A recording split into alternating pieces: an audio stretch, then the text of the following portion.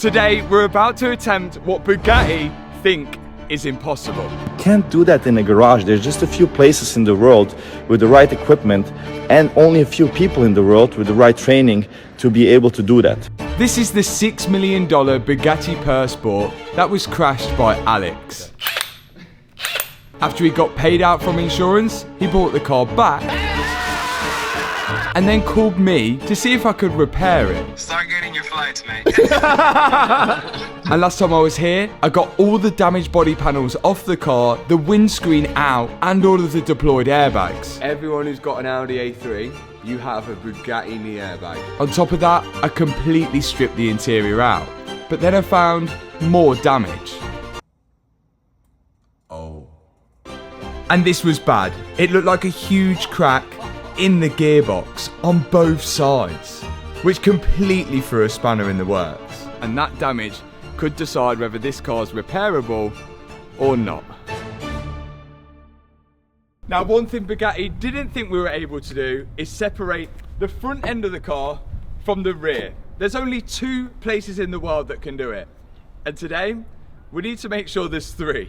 In order for us to inspect this damage that's on the gearbox and even see if it's repairable, we've got to remove the engine. And to do so on a Bugatti, it means we have to separate the back end of the car from the front. And after our previous video went out, Matty Rimek, the CEO of Bugatti, mentioned it wasn't possible to do in a garage. But in a Chiron, there's so many electrical wires, piping, oil piping, water piping, fuel lines that connect from the monocoque to the rear section, and they have to split the car in half. You can't do that in a garage. There's just a few places in the world with the right equipment and only a few people in the world with the right training to be able to do that. And as we already know, Bugatti aren't going to sell us parts to rebuild this car, and they're not going to help us separate the car in half for sure. So I'm left with no choice but to give this a go myself.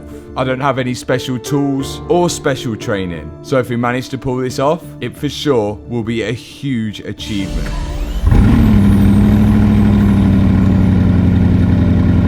Tony, do you think it's fixable? Of course I do. And we're going to do it now. We're going to be the 3rd, what is it, manufacturer to be able to take this car apart. Whatever a man's took apart, another man can take apart. Yeah. Here we go. We're in Black Horse Performance, which we'll explain while we're here later in the video, because it will all make sense. But for now, we've got to work out how we're going to separate the car in half. Engine out the back, tub out the front. We're just going to have to attack it and start undoing bolts. But I think the first step is to get the side skirts off. Side skirts off first, so let's do it. Okay, so our first step is to start by removing the rear quarters, which are hopefully covering over the bolts which separate the back end of the car from the front. Originally, I thought the side skirts were separate, but it turns out they're all part of the rear quarter. Yeah. Today you've got a new apprentice that isn't me. I have. He could arguably be better. I'm 100% better. Will he be able to use the dugger? Wait, what's a dogger? Once I've undone the bolts on the bottom of the side skirt, I started unclipping this bit of trim, which actually was clipped in the back and then double-sided sticky tape to the front. I then found out I didn't actually need to remove it. All I needed to do was take the door seal out, and it revealed more bolts that I needed to take out. I undid 2 bolts holding the carbon fibre piece in, but then it still didn't want to come out. Was that so you don't break it either? So I got Alex's cameraman to take a look at it instead. Get in there. Good work. And once he removed that, there was one more bolt which holded that trim piece in. Yeah. Nice work. I reckon they do that at Bugatti every time they get something off this car. Sweet. Tony, what do you think of the quality of the carbon fibre? Very good. Does it look like any other car brand that you've seen? No. Really, that good? It's good. I do think it is good. The idea is we've just taken bits off so we can get this quarter panel off. If Alex hadn't gone that fast, we wouldn't have to do this bit, really, would we? I wasn't speeding at all. I wasn't going fast at all. We're not the police, you do know. Wow. That was it. Oh yeah. Once we got that panel off, we could start to see some of the bolts which are holding the rear end to the front, which is a good sign. But there's still plenty more to undo. We're flying. As we take off each panel, it revealed more and more bolts holding this rear quarter in. And unlike normal cars where they're usually panel bonded to the monocoque, this A-pillar and quarter is literally just bolted. And if you go on the inside of the car, you can access all the bolts there. I did one side and Alex is undoing the bolts on the other side. It's actually a pretty clever design. And really, in my head, undoing and taking apart stuff doesn't really take too much skill, which is why it's worrying me that Matty Rimek has told us that it takes specially trained mechanics to get this car apart. I think there's going to be more bolts in the side, so we're going to take this engine cover off. There isn't just like a hatch like a regular car that you just pull a cable and this lifts up. There's bolts from underneath. I think, from what I've been looking at, there's 4 bolts which hold in this grill in. And then this grill will pop out. Then I can access the bolts which hold the engine cover in. So I'm going to take this off first and then get them bolts out. That'll lift off, unbolt them, everything will come apart, and we're doing the impossible. I can see 4 bolts holding this grill in, 1 on each corner. Then I can lift it out. Ah, I didn't need to loosen them all the way out. They're meant to slide out so then you can access the bolts for that. With that grill out, you can see 1 bolt here and 1 bolt there, and can get my multi-spline tool on it and loosen both of them out. And once I have got both of them out, I think it should just lift off. Wow. 2 bolts. The rear cover was just held in with 2 bolts. And look at that. If you need to top your coolant up, you have to remove the whole rear hatch to do so. The goal was to get the quarters off, but I am going to try and get this wing off, so then it just gives us a bit more leeway, and I think I can get that off in this position now. It's not too bad so far, but I think it's going to get a lot worse, because if they said only 2 people can do it in the world, it's definitely not meant to be this easy. Again, the rear wing was really similar to the engine hatch. About 4 multi-spline bolts holding it in, and there was a couple of T30s on the edge. Yes! And again, it just lifted out. So far, so good. Rear wing off. We're still carried on. We're trying to get this quarter panel off. There's more bolts we've found, which are down here, little T30s. And once we get that quarter off, we'll be able to visually see so much more and make a bit of a game plan on how we're getting this engine out. I think this car's put together really well. If you do cause any damage to your rear quarter, it literally will just bolt off. And you can put a new one directly in place. But I dread to think how much one of them costs. Time to get it in the air.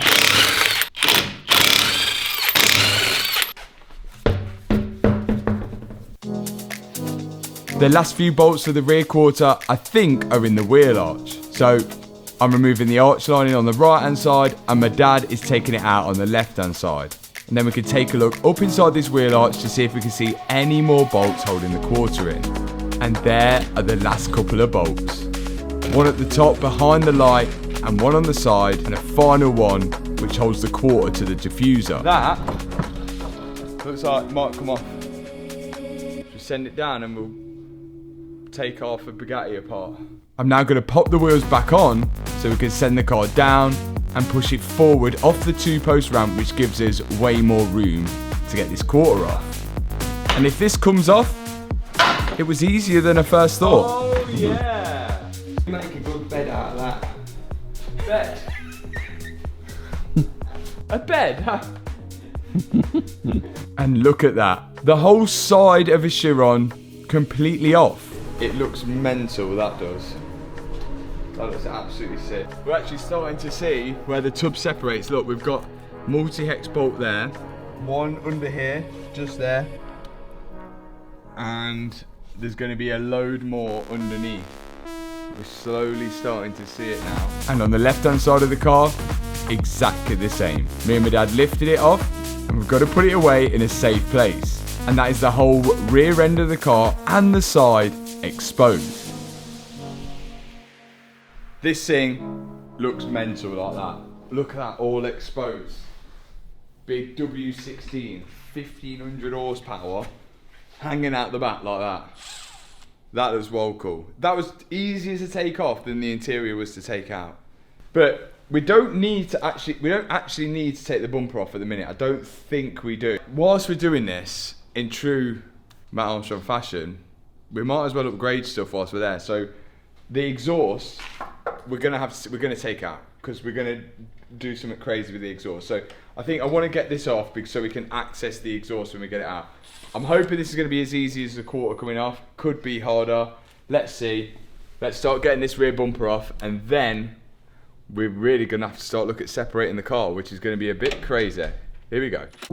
Again, with the bumper, everything just seems to make sense. Rather than undoing loads of bolts and taking parts off bit by bit, we're getting closer. It seems like the whole bumper, with the rear lights and the rear diffuser, all come off as one entire piece. And it did. Yeah, boy. Which made things way more easier. And to be honest, more enjoyable as well. That's why the diffuser can hold, when Alex stepped on the diffuser and then stood on the wing, that's why it can hold him, because that is It's a step. yeah, that's a full like carbon fibre structure. That's well strong. Cool, I like the way that come apart. Like, you didn't really have to undo many bolts. If you know the bolts you need to undo, you just undo them a bit, and because they're all cut out like this, like look, cut out, the whole thing would just slide off. So again, I've undone loads of bolts which I didn't need to, so I'm gonna put these ones back in. Je passe toutes les nuits.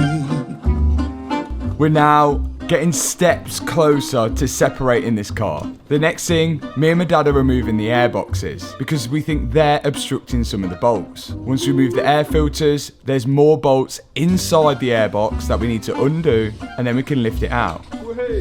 And even the air box is made out of complete carbon fibre. It's crazy to think how expensive these parts actually will be. Even the bolts holding them on look like they've come out of a Swiss watch, and you would never have seen them unless you were working on the car. But with them out, we can now lift the car in the air. Tony, underneath here is some critical damage. Yes. But we're not going to show you yet. You're going to have to wait and see. Okay. Yeah, can't see it yet. No looking. It looks like, again, we can see bolt there to separate, bolt there to separate, bolt there to separate. A total of 14 titanium bolts that the technicians are now fastening ensure that the front and rear sections are joined firmly together. So we know there's 14 titanium bolts to undo, and at the minute we can only spot about 8. So we've still got some work to do. But before we even get to starting undoing those bolts, we've got to start undoing the gearbox from the front of the car. And the front differential is up here, and the gearbox is here, and the differential is above this big thing, which is the battery.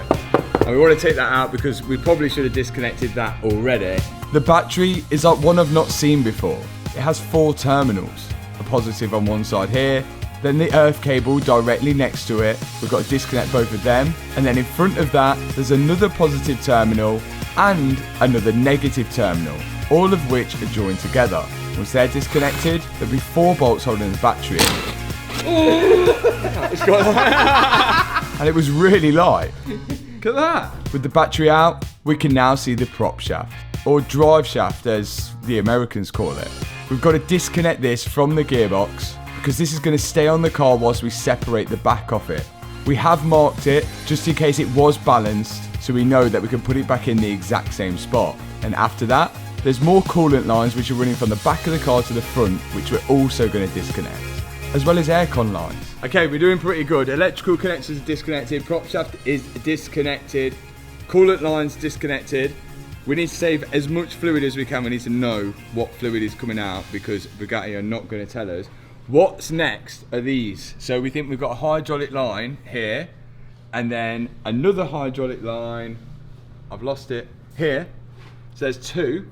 Then there's 2 more hydraulic lines, one there and one there, and then 2 brake lines. So you've got 2 brake lines for right wheel, left wheel. Then you've got 2 hydraulic lines per wheel. 1 for that wheel, 1 for that wheel. So 4 hydraulic lines, and we think that's for the nose lift suspension. And then if you come back down here, this is all the mechanism which controls the nose lift, which goes up. We think, it's just a theory, might be wrong, but only Bugatti know, but that's the only thing I could see that why these lines will run from the back to the front out of a hydraulic unit. We think it's going to be central hydraulic fluid in it. We're going to capture the fluid anyway, just to make sure, because if it's anything special, we need to put it back in. So Alex is going to catch the fluid, and we're going to undo it and make sure every bit is catched. I got it. Let's go. So it's time to undo these hydraulic lines, which we think is for the nose lift. Wait, should we be wearing safety goggles? No? Yeah, you should be. You got healthcare? Oh, no. First one out, and there was nothing in the first one. We're good, we're good, what the hell, there's nothing there. So maybe it was just a return line, but the second one, there was a lot. And yet, it's green, so it's looking like it's central hydraulic fluid. But we're gonna capture as much as we can, just in case. After I took off the other hydraulic line, Alex caught the fluid out of that one, and he was pretty happy with his contraption. After that, I had to undo a brake line, and just above that, another hydraulic line. And my dad and Alex was catching all of the fluid. This is the thing, this build is not like any other that we've ever attempted before. And because of that, we're doing things in a way we never would have done. All this fluid we would have disposed of before. There is still this big electrical loom here, which goes into the car. And I'm really hoping, I don't know yet, but we're gonna try. I think that is gonna be one massive plug inside here, like underneath the seat or something. I vaguely remember on the video where they built it all together, there was just one guy like plugging something in the seating area. So I'm gonna have a look at that when that comes down, see if we can unplug that, pull that wiring away, and as far as I'm concerned, everything under here is all disconnected and ready to go back. So I hopped up into the car, but then to remove the carpet, to have a look underneath it, I need to take the accelerator pedal out, because that's bolted to the floor. And once I've got that out, I can then slide out the carpet, which should give me access to whatever is underneath it. Everything is all here.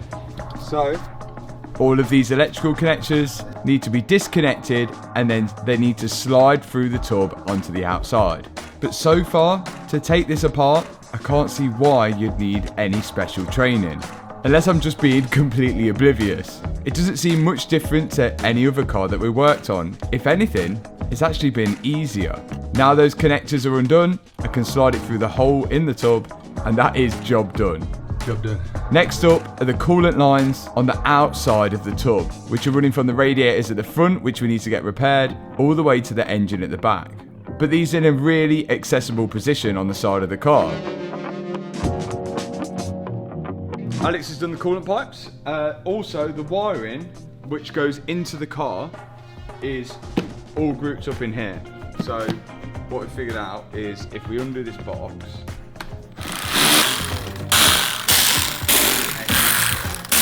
then inside this box is loads more wiring, but again, just on connectors. And one thing we did notice is that all the wires are white, which would have been a nightmare if this car was fire damaged or had any wiring damage. It would have been really hard to know without a wiring diagram where any of them go, with them all being the exact same colour.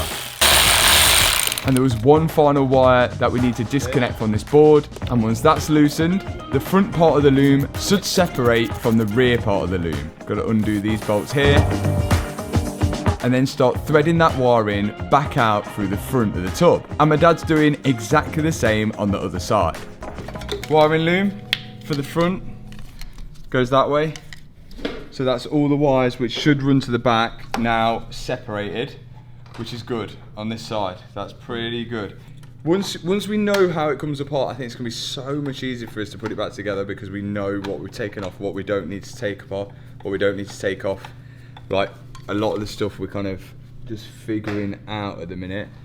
But yeah, I think we're good. I think that's all the loom out. Just the last final bits, and this coolant bottle there, which I think you've got the massive coolant bottle for the engine, and then a separate cooling bottle for all the cooling for the turbos. It's a separate thing. I've got to get this out of the way because one, there's a bolt which is behind that, which is holding the rear frame to the actual monocoque behind it, but also there's a bunch of hoses and stuff which I need to get to behind it. So I'm just going to take these two bolts out and this should lift out. Okay, very expensive bottle. Over there. Look at that little weapon down there. That bolt there is the one holding it to the front. So this is it. It seems like we're at the point where we need to loosen the nuts which hold the back end of the car to the front. We actually might be able to do this. First step, we're going to do all the bolts underneath and then we're going to do all the ones on the top. All this special tooling that Bugatti used, we of course don't have it. So we're going to have to compromise. So up the car goes and we're going to loosen everything underneath. Okay, first step complete. Bolt number 1 is now out. And these are titanium bolts. Straight on to bolt number 2. We're now going to support the gearbox just in case when I remove bolt number 3 and bolt number 4, the gearbox doesn't try and swing down. Next up is bolt number 5. Next one. And then bolt number 6 on the corner.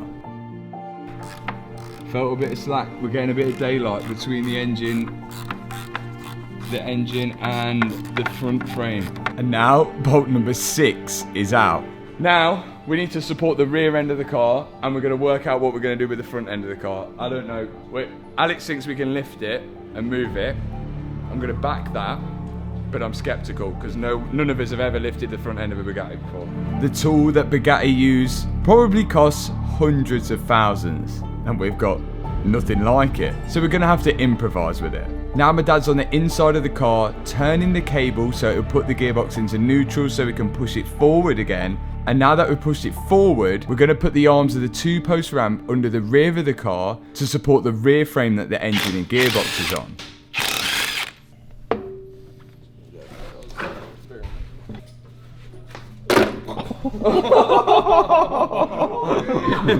So this cable, which is used for emergencies to put the car in neutral, you pull it.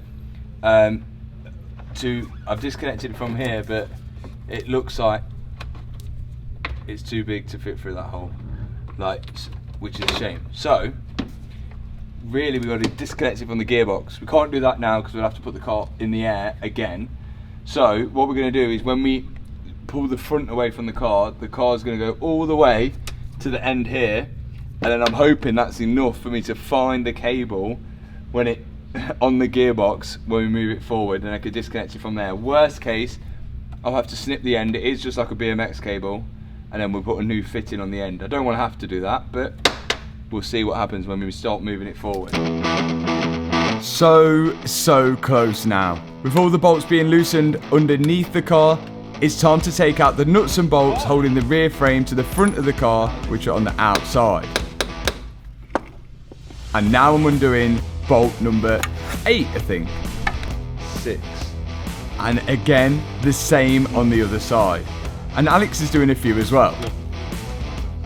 Remember, there's 14 bolts which hold the back to the front, and we're hoping we've disconnected everything else which holds it. It wasn't long until I took the final bolt out. I'm going to slide a little bit of wood with some wheels underneath the tub and hope that can support the weight of it when we start pushing it away from the back. Where did you get that from? There you go, we got one. And on the other side, we use the wheels which come off the bin. It looks like we did miss a few pipes out, which were the fuel lines, as I thought the fuel tank come with the rear frame, but clearly it doesn't, and that stays in the front monocoque. So all the fuel lines have got to be disconnected, which we did. 3, 2, 1.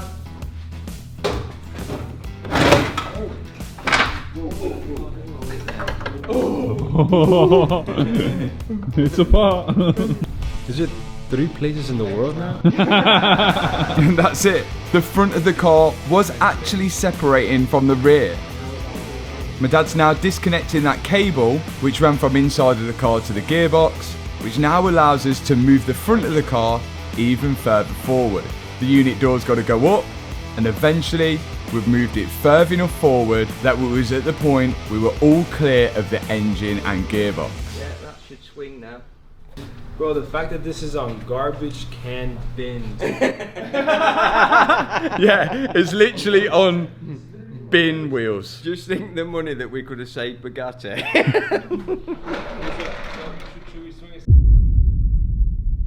We'd done it. I guess it is true what they say. If it was built by a man, it can be repaired by a man. But we all know it's one thing taking this car apart, it's another skill to put it back together. But this is just an example of one of those things in my life where someone's told me that it's not possible to do, which makes me just want to do it more and more. And I didn't get to the position I'm in now through not giving it a go. And look what happens. Sometimes it does actually work out. Time to start fixing. This actually wasn't too bad at all. And when we look at it, I'm trying to understand how this whole car works. And it's actually like well interesting. Like it's really cool. So the gearbox is here, right? Which actually isn't that big of a gearbox compared to other stuff that we've seen. Starter motor on the top, it's got regular starter motor. Thank you so much, Bugatti, we've not got any of that electric weird stuff. The fuel tank, here and here. Big, massive fuel tank. I assume they need to be big because if this car's traveling at top speed, there's that crazy like story about that it drains its fuel tank in like 12 minutes or something. We think what's happened is the engine is shunted forward like that, and that's what's caused the crack. And we can see damage from that. So perfect example is this pipe here, this coolant pipe has been squashed because the engine's gone forward into that. There's a little bit of damage to the tub there. Like Bugatti will be replacing the tub because of that. That's, in my opinion, not going to cause any harm to anyone or anything. See here the dent from the engine coming forward like that. This tank is not a fuel tank. It actually looks like a tank for all the hydraulics of the gearbox, and that's how the gearbox selects its gear. All these hydraulics, all hydraulic pressure to use to shift. What we're worried about is to get to this damage, which I'll show you in a minute. It looks like we're going to have to take this gearbox away from the car. You have to disconnect it, and what I'm really worried about is if we undo these hydraulic lines and then when we put it back together, there's air in the system and there's probably a weird bleed procedure which you need a Bugatti computer for, which we obviously don't have. So we've got to either work out a way of disconnecting the gearbox and leaving the hydraulic lines connected, or we just send it and disconnect the hydraulic lines and hope when we connect it back up and fill the hydraulic fluid back up, it will still all work as usual. Let's take a look at the damage. You can see it now. Am I allowed? Yeah. That's holding the whole engine up, innit? Look at those two mounts there and there. And on the other side, it's the same story. But don't you think that this part actually will come off? Look, these massive bolts. And there was bolts on the other side as well. That could be a really good design. If that comes off, that's a really good design that does come off like that. Yeah, because then it's a completely separate part and it's not the engine block.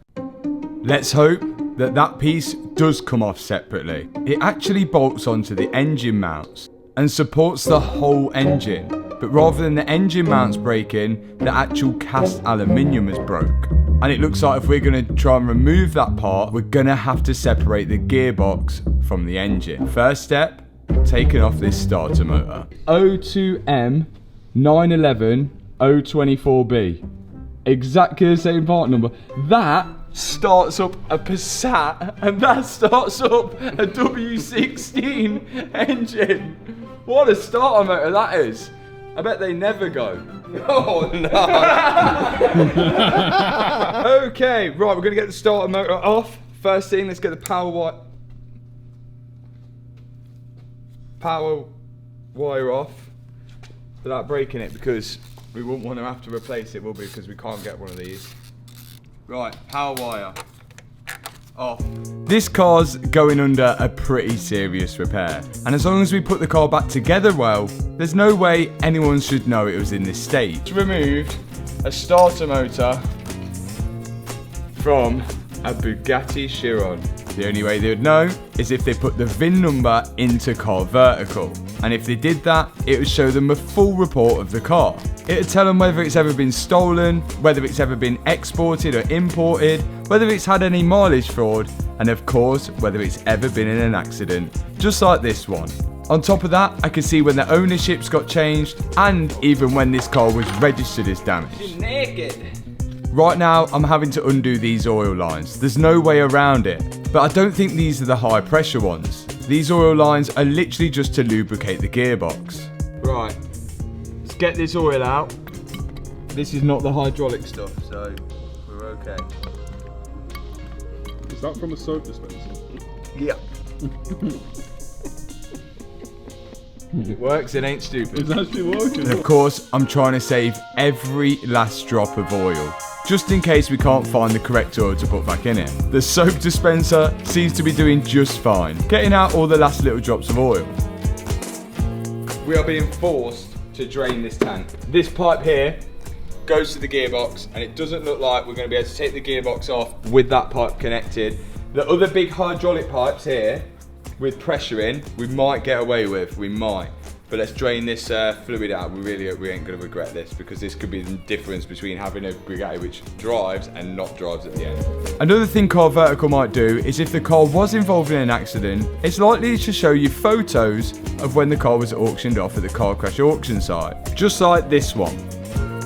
All the oil's drained, the lines are off, apart from the hydraulic lines which we think have got pressure on, which are going down and into the box there, and all the solenoids. We're going to try and keep them on just in case. But remember now, before we start undoing these bolts to take the gearbox away from the car, to check your car out on Car Vertical with the link in the description box below, and use the discount code which is on screen to get discount on that check. Now we send the car up, see if there's any bolts underneath we need to take out to take the gearbox out, because everything else, once this car is down and that gearbox comes off, we won't be able to raise it in the air again, especially with those lines connected. So let's make sure we're doing the right thing. Send it up, see if there's any bolts. So these are the lines that we've kept on the gearbox, and we're hoping to keep them on. They come out of actuators on top of this oil tank and run down along the side and then go to the solenoids on the box. And we think they're going to be under pressure, so we don't really want to mess with them. This is the damaged part, right? But we've got to commit to taking everything off, like these wires here. The wastegates for the turbo, it's easier to see on this side, but the wastegate for the turbo, which we think might be damaged, goes through and into that casing. So we need to make sure that that is, you can detach the end of the wastegate by a little 10mm grub, and it should come off the end of the wastegate. Like the wastegate's like that, and then the electronic section at the part there, which will push it in and out, is on this side. There's just one bolt holding it here, and we should be able to slide it off there, which is attached to this. You can see just here the little 8mm bolt that I've got to undo to get the electrical section off that wastegate. On top of that, I've got to start undoing the bolts which are holding the engine to the gearbox. I found out I can just twist the wastegate to get better access to that 8mm, which is going to help a lot. I've managed to get to it pretty easy on this side, but the other side's going to be a little bit of a challenge. But me and my dad eventually managed to undo all the bolts underneath holding the gearbox to the engine and those wastegate bolts. And now we're bringing the engine down to do the remaining bolts, which we can see on the top. Final bolt is out, and we should be able to separate the gearbox on the engine. And now we can find out whether that damaged part will unbolt separately. Yeah, the theory worked. And it's looking pretty good. The flywheel's in the centre, but the bolts around the outside look like they'll release that damaged cast aluminium part.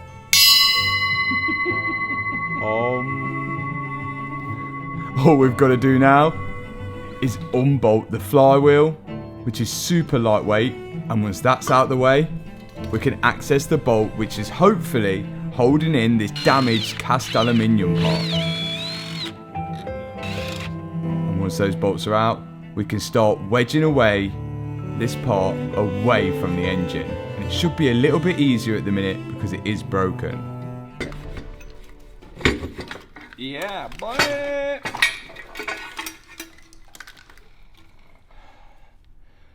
All of that for this.